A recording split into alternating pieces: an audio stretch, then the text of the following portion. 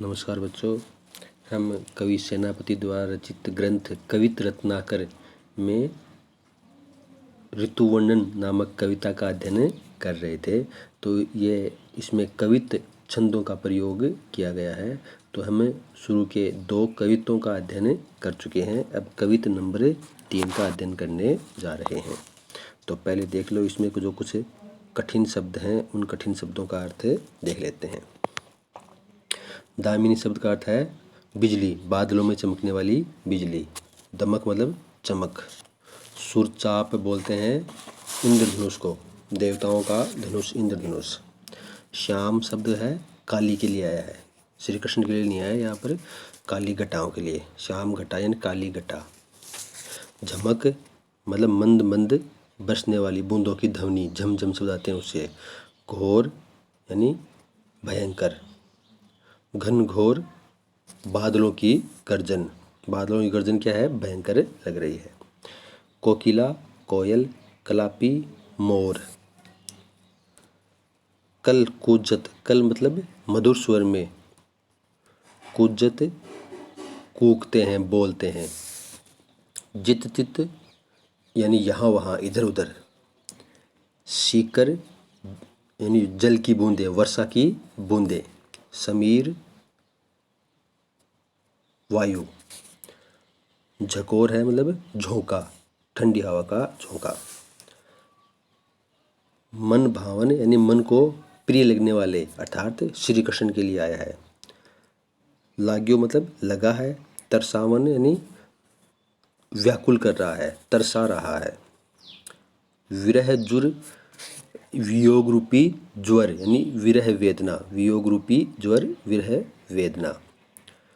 मदन कामदेव, देवता था ना कामदेव, मिलन की इच्छा जगाने वाले। सरसावन यानी मदन की इच्छा जगाने वाले, उत्पन्न करने वाले। सलील पानी, जल। चहु ओर तेरे, चारों ओर से।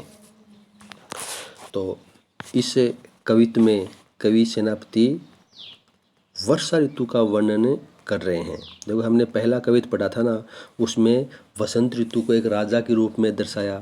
फिर दूसरा कवित्व पढ़ा, उसमें ग्रीष्म ऋतु का और वर्षा ऋतु का एक ही कवित्व में श्लेष अलंकार का प्रयोग करके हमें दिखाया है।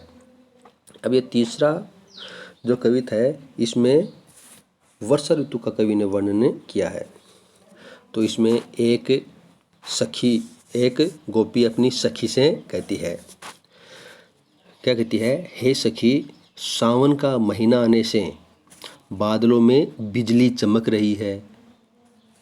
हे सखी, श्रावण का महीना आने से बादलों में बिजली चमक रही है। आकाश में इंद्रधनुष अपनी छटा बिखेर रहा है, अपनी सुंदरता बिखेर रहा है। श्याम घटा, काली घटाएं मंद मंद बूंदों की ध्वनि उत्पन्न कर रही हैं और घने काले बादल भयंकर रूप से डरा रहे हैं, गर्जना कर रहे हैं। कोकिला कलापी कल कूजत हैं। कोयल और मोर मधुर स्वर में बोल रहे हैं यहाँ वहाँ। कोयल और मोर यहाँ वहाँ मधुर स्वर में बोल रहे हैं। सीकर ते शीतल समीर के झकोर हैं। शीतल ते सीकर यानी वर्षा की बूंदों से शीतल पवन के झोंके आ रहे हैं। जब महीन महीन बारीक बारीक बूंदें गिर रही हैं तो उनको छू कर के आने वाली हवा वो शीतल हवा है, तो वह उसको वर्षा की बूंदों से शीतल पवन के झोंके आ रहे हैं। सेनापति आवन कयो है मन भावन से। गोपी कहती है अपनी सखी से कि अब मेरे प्रिय ने मुझे आने का संदेश दिया है। जो मेरे प्रिय हैं, अर्थात जो श्री कृष्ण हैं, उन्होंने मुझे मेरे पास आने का मुझे संदेश दिया है। अब तो उनसे मिलने का मेरा वियोगी हृदय तरस रहा है। विरह जुर यानी उनके विरह में, वियोग रूपी ज्वर में जलने वाला विरह वेदना में मेरा हृदय मुझे तरसा रहा है।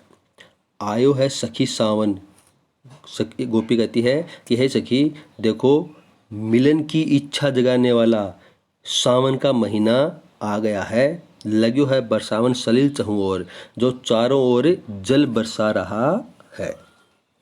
देखो इसमें क्या कहा है, एक गोपी अपनी सखी से कहती है कि सावन का महीना आ गया है, बिजली चमक रही है, सूरचाप की चमक, आकाश में इंद्रधनुष अपनी छटा बिखेर रहा है, काली घटाओं से बरसने वाली मंद मंद बूंदें अपनी ध्वनि उत्पन्न कर रही हैं, और जो घने काले बादल हैं वे भयंकर रूप से डरा रहे हैं, अत्यधिक गर्जना कर रहे हैं।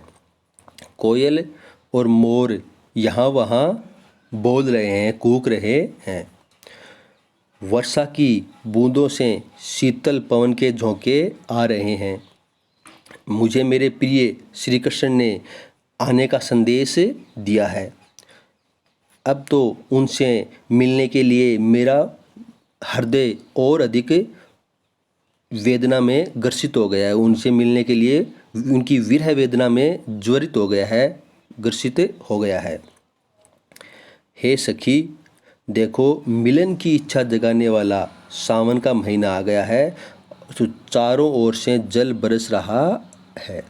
अब देखो इसमें कवि ने ब्रज भाषा का प्रयोग किया है, कवि ने कवित्त छंद का प्रयोग किया है, और कोकिला कलापी कल कुजत में अनुप्रास अलंकार का प्रयोग किया है, विरह जुर में रूपक अलंकार का प्रयोग किया है, वियोग रूपी ज्वर, विरह रूपी ज्वर, तो इसमें रूपक अलंकार का प्रयोग है, और कोकिला कलापी कल कुजत में अनुप्रास अलंकार का प्रयोग है। कै वर्ण की आवर्ती शब्द के एक ही स्थान पर दो या दो से अधिक बार होती है तो वहाँ पर होता है अनुप्रास अलंकार। और ब्रज भाषा है, कवित्त छंद का प्रयोग किया है। तो इसको आप शरणार्थ के रूप में अपनी नोटबुक में कर लेना। धन्यवाद।